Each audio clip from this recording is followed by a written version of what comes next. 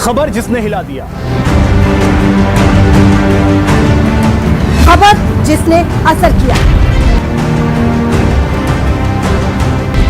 खबर तेरी मेरी इसकी उसकी नहीं, खबर जिसमें मैं नहीं हम हैं,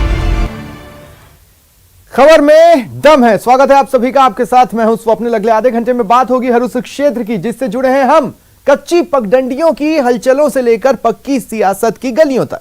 तो चलिए शुरू करते हैं, खबर में दम है।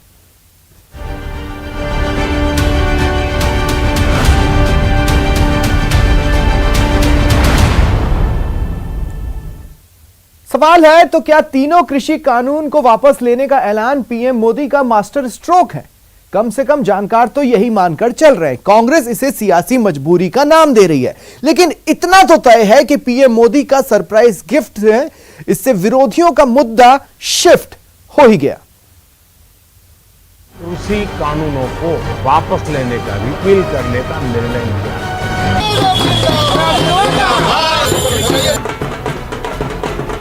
अंत भला तो सब कुछ भला, कुछ ऐसा ही रहा है किसान आंदोलन के साथ में। पीएम मोदी ने सरप्राइज गिफ्ट देते हुए तीनों कृषि कानून वापस ले लिए, लेकिन क्या पीएम का यह सरप्राइज गिफ्ट विरोधियों का मुद्दा शिफ्ट कर पाएगा? क्या किसानों को यह गिफ्ट 2022 के चुनाव में गेम चेंजर साबित हो पाएगा?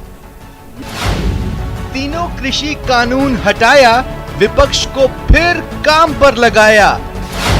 पीएम का सरप्राइज गिफ्ट, विरोधियों का मुद्दा शिफ्ट।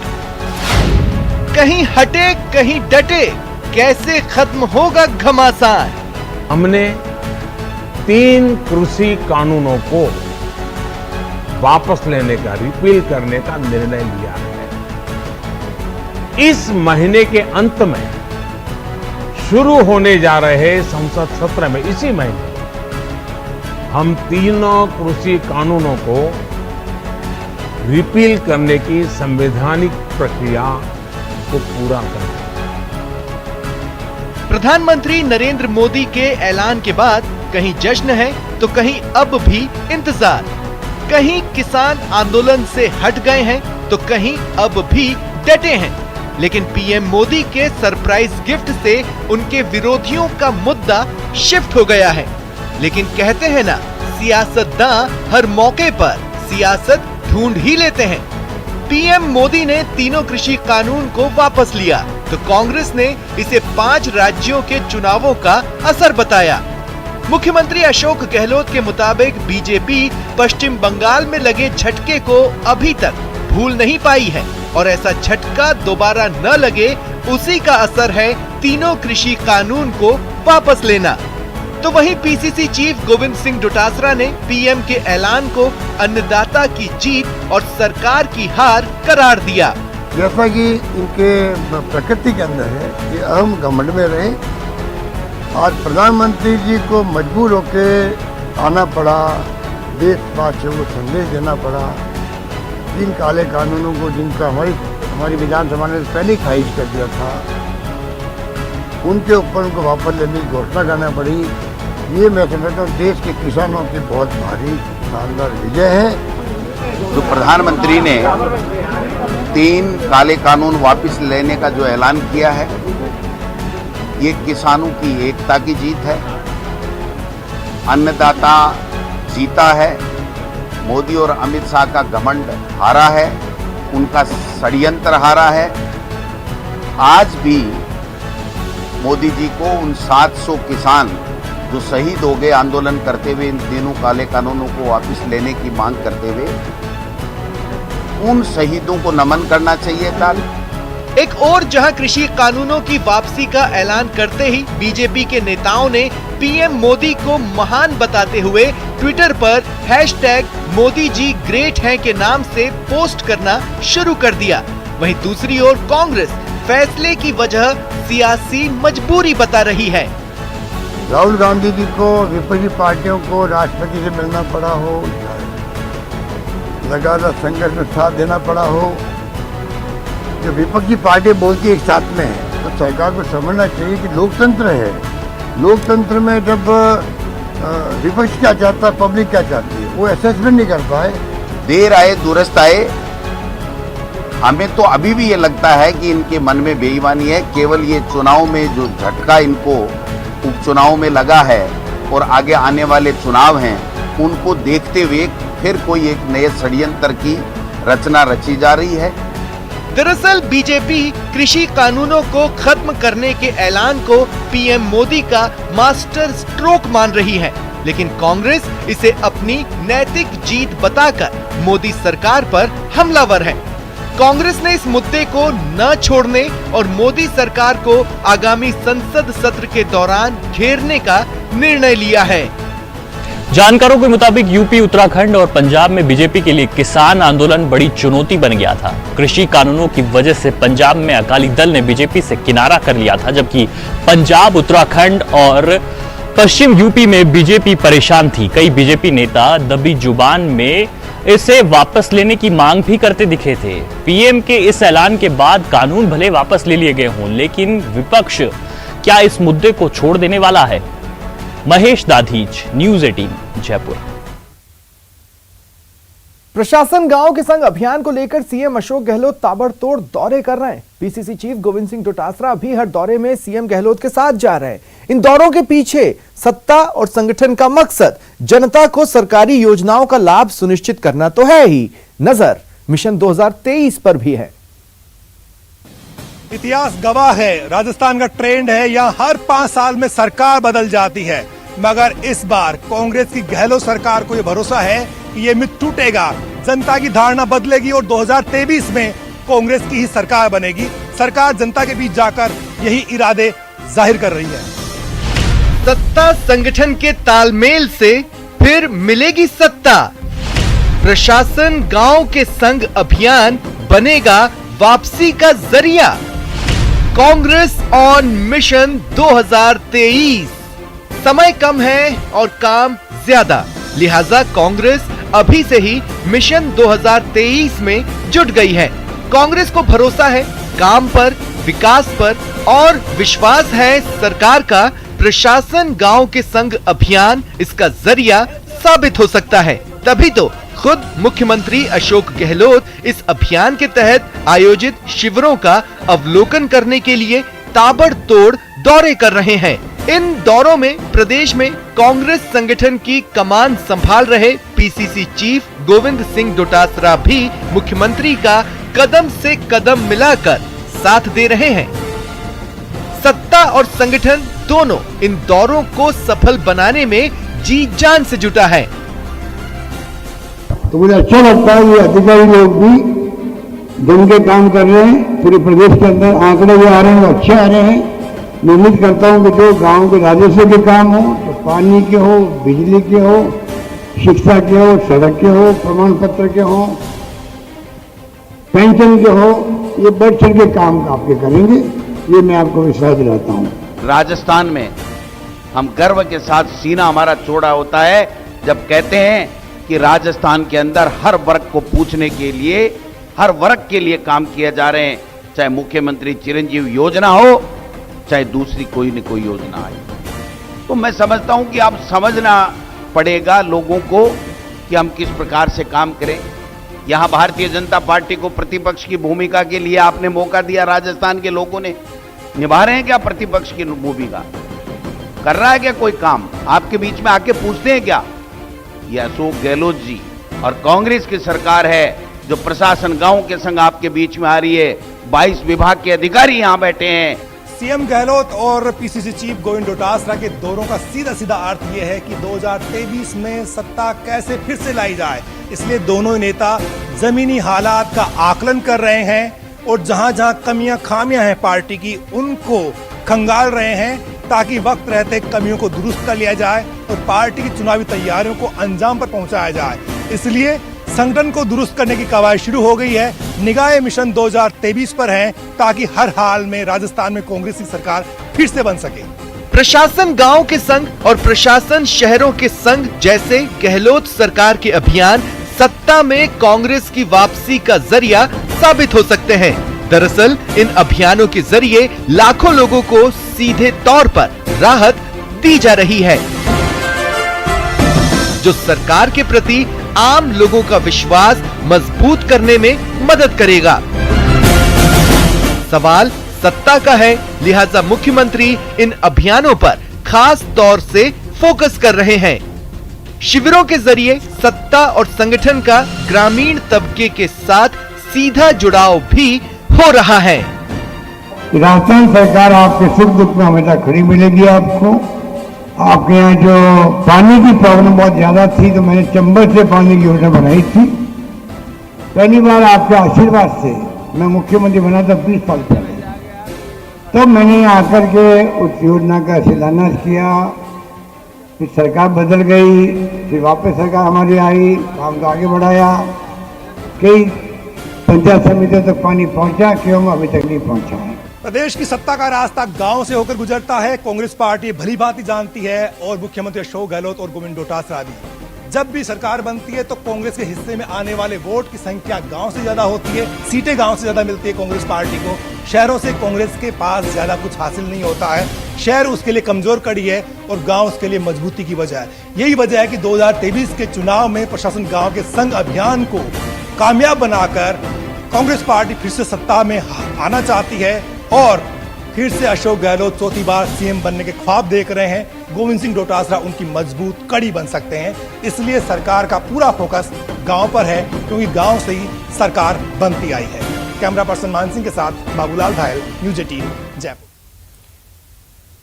प्रदेश में तेल वाली सियासत अभी भी गर्म है।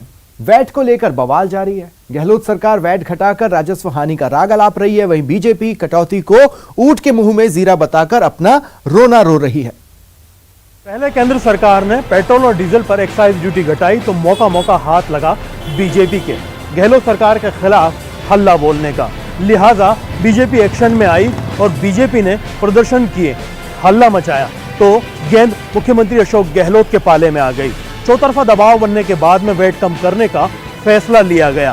फिलहाल बीजेपी और कांग्रेस दोनों ही एक दूसरे के वैट पर बवाल काटे हुए हैं।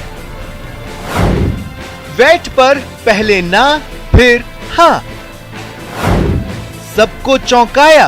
पेट्रोल डीजल पर वैट घटाया। बीजेपी का मौका, गहलोत ने मारा चौका। फिर भी जारी है वैट पॉलिटिक्स। पहले ना और फिर हाँ, और अंत में मिली प्रदेशवासियों को बड़ी सौगात। मुख्यमंत्री अशोक गहलोत ने राजस्थान में पेट्रोल और डीजल पर वैट घटाने का फैसला लिया और प्रदेशवासियों को पेट्रोल 4 रुपए प्रति लीटर और डीजल 5 रुपए प्रति लीटर सस्ता मिलने लगा। लेकिन मुख्यमंत्री अशोक गहलोत ने तर्क दिया कि इस फैसले से राज्य सरकार 3,500 करोड़ रुपए वार्षिक राजस्व की हानि वहन करेगी। बात छिड़ी तो पेट्रोल डीजल को जीएसटी के दायरे में लाने की मांग भी उठने लगी। अब जब ये पेट्रोल डीजल का आया तो उन्होंने अपनी पूरी बात रखी कि भाई केंद्र सरकार झूठ बोल रही हो, तो साबित हो गया। आज वापस उन्होंने तो 3500 करोड़ रुपए का राजस्व की हानि होगी राजस्थान, लेकिन 4 रुपए पेट्रोल पे कम कर दिए, 5 रुपए डीजल पे। तो पैसे बढ़ाए केंद्र सरकार ने, कम कर रही है राज्य सरकार। तो राज्य सरकार का हिस्सा तो कम हो रहा है। राज्य सरकार जो वादे केंद्र सरकार ने धोखा किया उसको लिए अब राज्य सरकार कम कर रही है। तो केंद्र सरकार एक रेट घोषित कर दे, पूरे देश में कानून बना दे कि हर राज्य में पेट्रोल डीजल की ये रेट रहेगी। आज मुख्यमंत्री ने यही तो कहा अंदर। मैं कह रहा हूँ जीएसटी के दायरे में लाए केंद्र सरकार, कहा राज्य सरकार, हम कहा गहलोत साहब मना कर देंगे, कोई मना नहीं करेगा। और हमारी सुन कौन रहा है? मतलब जहां मोदी सरकार को महंगाई करनी होती है सब करती है, गैस सिलेंडर महंगा कर दिया, पेट्रोल डीजल महंगा कर दिया, और ये हमारे ऊपर डोल रही है। कैसा पाप की पराकाष्ठा है भाई साहब। राजस्थान में पेट्रोल और डीजल पर वैट घटाया गया तो आम जनता को थोड़ी सुकून की और राहत की सांस मिली। लेकिन राजस्थान की गहलोत सरकार ने एक और जहां ईंधन के दाम कम किए तो वहीं पर बिजली के दाम बढ़ा दिए। जी हां, राजस्थान में अब बिजली के ऊपर तेल सरचार्ज वसूला जाएगा और ये सरचार्ज 33 पैसे प्रति यूनिट के हिसाब से वसूला जाएगा। बिजली महंगी होने से बीजेपी को एक बार फिर मौका मिला गहलोत सरकार को घेरने का। बीजेपी ने कांग्रेस पर एक हाथ से देने और दूसरे हाथ से छीनने का आरोप लगाया। बीजेपी प्रदेश अध्यक्ष सतीश पूनिया ने कहा कि मुख्यमंत्री अशोक गहलोत पता नहीं कौन सा अंक गणित जानते हैं। उन्होंने एक तरफ बिजली पर फ्यूल सरचार्ज बढ़ा दिया तो दूसरी ओर पेट्रोल डीजल से वैट घटा दिया। ये चार्जेज इससे पहले 9 बार, ये 10वीं बार है जब फ्यूल चार्जेस के नाम पर उपभोक्ताओं को, और इस बार जो 33 पैसे बढ़ा है उससे पहले 2 रुपये 72 पैसे बढ़ा चुके थे। एक बड़ी मार उपभोक्ताओं को 550 करोड़ रुपए की पड़ेगी। दूसरे प्रदेशों ने तो 10 से लेके 15 रुपए तक की कमी की है, लेकिन ये कम करने के बाद भी 10 रुपए अभी और भी ज़्यादा कीमत है। तो मुझे लगता है कि एक तरफ दिया और एक तरफ लिया है। मुख्यमंत्री जी कौन से अंकगणित और अर्थशास्त्र से काम कर रहे हैं समझ में नहीं आ रहा, लेकिन राजस्थान के उपभोक्ताओं को बिजली की मार निश्चित रूप से ज़्यादा पड़ रही है। तेल के दाम ने जनता को सर्दी में भी गर्मी का एहसास करा दिया है, लेकिन इसी तेल ने राजनेताओं के भी पसीने छुड़ा दिए हैं। लेकिन एक बात साफ है कि दोनों ही पार्टियां मुद्दे को गरमाए रखना चाहती हैं और तेल से अपनी सियासत को चमकाना चाहती हैं। ऐसे में तेल के दाम पर दंगल अभी जारी रहेगा और इसका फायदा पब्लिक को ही मिलेगा। कैमरा पर्सन भवानी के साथ में अरबाज अहमद, न्यूज़ 18 के लिए जयपुर से। और खबर में दम है में बात उस खबर की जिसमें दम है और दमदार असर भी। न्यूज़ 18 के स्टिंग ऑपरेशन में बाल विवाह कराने वाले ठेकेदार बेनकाब हुए हैं। पुलिस भी एक्शन में आई और इस बात का पता लगा रही है इन ठेकेदारों ने अब तक कितने बाल विवाह करवाए हैं। नियम है, कानून है, लेकिन राजस्थान में बाल विवाह अब भी हो रहे हैं। बदला है तो बस तरीका। न्यूज़ 18 के कैमरे में ऐसे ही कुछ ठेकेदार कैद हुए हैं जो बाल विवाह करवाते हैं। सामूहिक विवाह के नाम पर ये ठेकेदार बाल विवाह के कार्यक्रम को अंजाम देते हैं।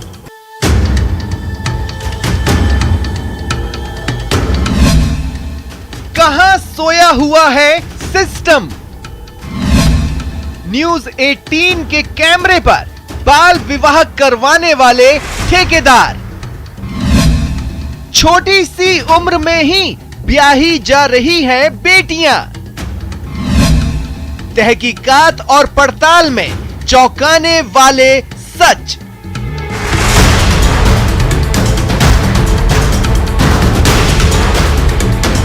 पहले जो शादियां करवाई है ना, बहुत करवाई है और उसमें ना कोई नाबालिग को दिक्कत थोड़ी हुई थी। कोई दिक्कत भाई, हमको कोई दिक्कत। मेरी बात आप आपसे जुड़े और आपके रिकॉर्ड में नाबालिग रह जाए और हमको दिक्कत हो जाए, बच्चियों को दिक्कत हो जाए, बच्चों को दिक्कत हो जाए, सामने वाले पढ़ने वाले बच्चे दोनों।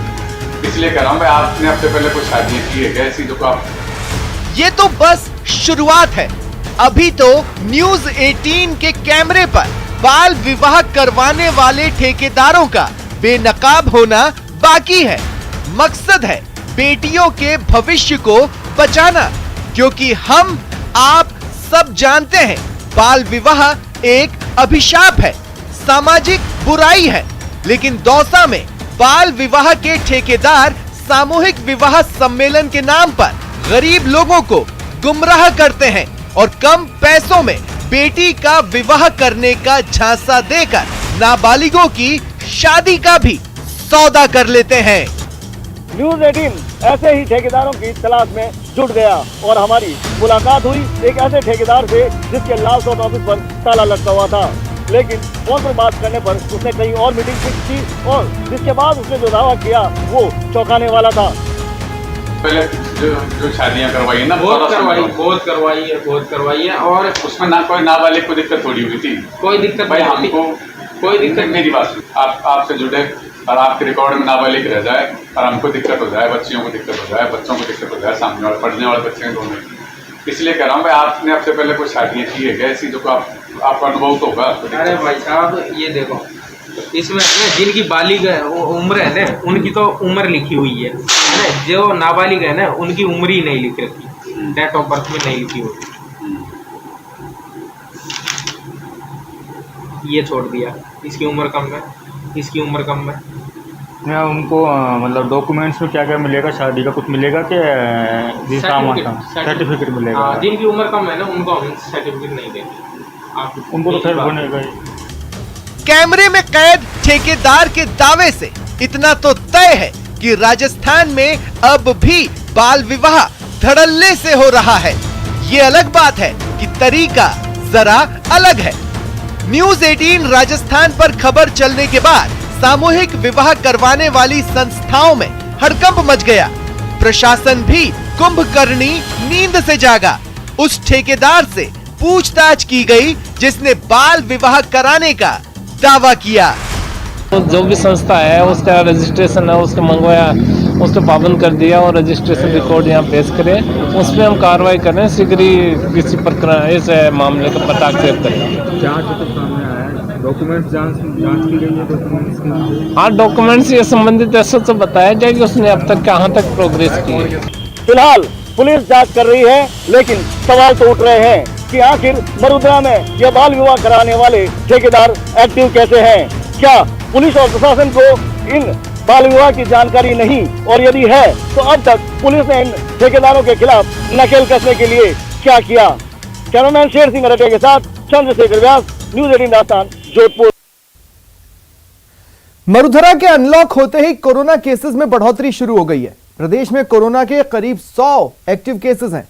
इस बार स्कूली बच्चे भी कोरोना की चपेट में आ रहे हैं। ऐसे में सवाल है, क्या कोरोना फिर लौट रहा है? सावधान रहिए और दूसरों को भी सावधान रहने को कहिए। खुद सतर्कता बरतिए और दूसरों को भी सतर्कता बरतने को बोलिए। कोरोना प्रोटोकॉल का पालन कीजिए और दूसरों को भी कोरोना प्रोटोकॉल के पालन के लिए प्रेरित कीजिए, क्योंकि कोरोना अभी गया नहीं है। यूरोप में कोरोना सुनामी दुनिया के लिए चेतावनी।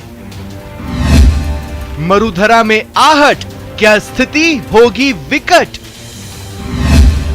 प्रदेश अनलॉक, लौट रहा है कोरोना। फेस्टिव सीजन के बाद कोरोना एक बार फिर पैर पसारने लगा है। बीते कुछ दिनों में जहां कोरोना का एक भी केस देखने को नहीं मिल रहा था, वहीं ताजा आंकड़ा ये है कि प्रदेश में फिर से कोरोना के मामले लगातार तेजी से बढ़ रहे हैं। और इस बार चिंता बच्चों को लेकर है, क्योंकि स्कूल अनलॉक है और कोरोना तेजी से बढ़ रहा है, बच्चों को भी अपनी चपेट में ले रहा है। हालांकि स्वास्थ्य विभाग पूरी तरह से अलर्ट मोड पर है। स्कूलों में रैंडम सैंपलिंग की जा रही है। रैंडम सैंपलिंग शुरू कर दी थी, किंतु जिस प्रकार से बच्चे पॉजिटिव आए हैं तो देखते हुए हम विशेष ध्यान रखेंगे स्कूल बच्चों के ऊपर, और अब टीमों को निर्देशित किया जाएगा कि एक दिन के अंदर कम से कम 10 स्कूलों से या 20 स्कूलों से सैंपल इकट्ठा करें और रैंडम सैंपलिंग करें, जिससे कि बच्चों को यदि कोई संक्रमण होता है या तो उसको फैलने से रोका जा सके। विशेष योजना बना के हमारे RRT टीम भी और हमारे जो अवेयरनेस प्रोग्राम है वो भी स्कूल चलाया जाएगा, जिससे बच्चों को इस संक्रमण से मुक्त रखा जाए। सवाल है, क्या लौट रहा है कोरोना? कहीं ये तीसरी लहर की आहट तो नहीं? और अगर ये तीसरी लहर की आहट है तो फिर गहलोत सरकार की तैयारियां कितनी है? तो जवाब है, तैयारियां पूरी है। प्रदेश में कोरोना मीटर अचानक तेज चलने लगा है, साथ ही सरकार की चिंता भी। लेकिन कोरोना के बढ़ते मामलों के बीच स्वास्थ्य विभाग ने 5-फोल्ड स्ट्रेटेजी तैयार की है। क्या है 5-फोल्ड स्ट्रेटेजी? टेस्ट यानी संक्रमण को फैलने से रोकने के लिए जांच, ट्रैक यानी संपर्कों का पता लगाना, ट्रीटमेंट यानी कोरोना का सही उपचार, वैक्सीनेट यानी कोरोना से बचाव के लिए वैक्सीनेशन जरूरी, बिहेवियर यानी कोरोना के लिए जारी प्रोटोकॉल का पूरी तरह से पालन। हमने एक विशेष प्लान बनाया है। हमारे जो CHA जो डिप्लॉयड है, हमारे PSC लेवल पे, ग्राम पंचायत लेवल पे, CSC लेवल पे, और जो कैंप लग रहे हैं उन सबको ड्यू लिस्ट दी है और ANM को ड्यू लिस्ट दी है। और हमने उनसे ये निवेदन किया है कि जो ग्राम पंचायत के सदस्य हैं, जिसमें वार्ड पंच हैं, सरपंच हैं, सोशल ग्रुप्स है, महिला स्वयं सहायता समूह है, उन लोगों से संपर्क करके और जो लेफ्ट आउट हैं सेकेंड डोज के लिए उनको आप प्रोत्साहित करें। उनको ये कहें कि अभी कोरोना गया नहीं है, कोरोना का संकट टला नहीं है, इसलिए कृपा करके आप सेकेंड डोज लगवाएं। इसके अलावा वैक्सीनेशन की पड़ताल में ये भी सामने आया है कि पहली डोज लगा चुके कई लोगों ने समय